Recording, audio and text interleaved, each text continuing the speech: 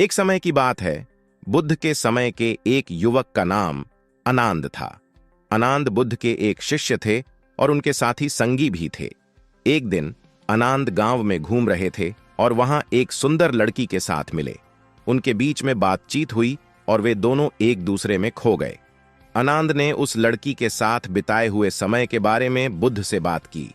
बुद्ध ने अनांद से प्यार के मामले में उसे यह सिखाया कि प्रेम में संवाद, समझदारी और सहानुभूति का महत्व होता है।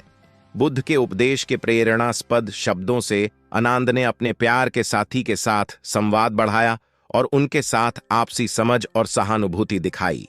इसके परिणाम स्वरूप वे दोनों खुश और सुखमय जीवन बिताते और उनका प्यार और संवाद उनके रिश्तों को मजबूती और साहसी बनाए रखा।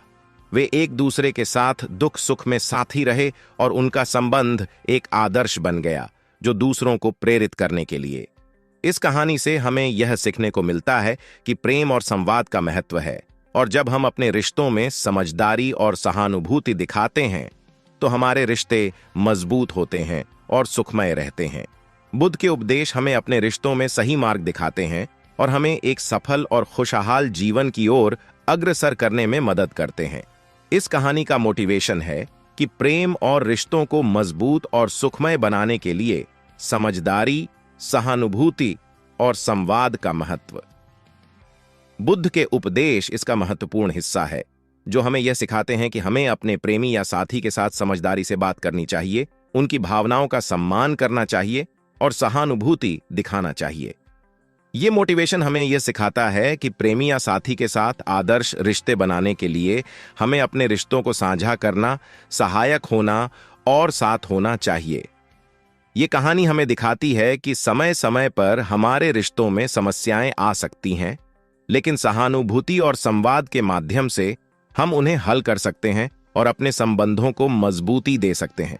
इसके अलावा यह कहानी हमें यह भी दिखाती है कि प्रेम और संबंधों के साथ धैर्य और संतुष्टि की भावना रखना महत्वपूर्ण है और कभी-कभी हमें कुछ गुजरने देने की क्षमता रखनी चाहिए।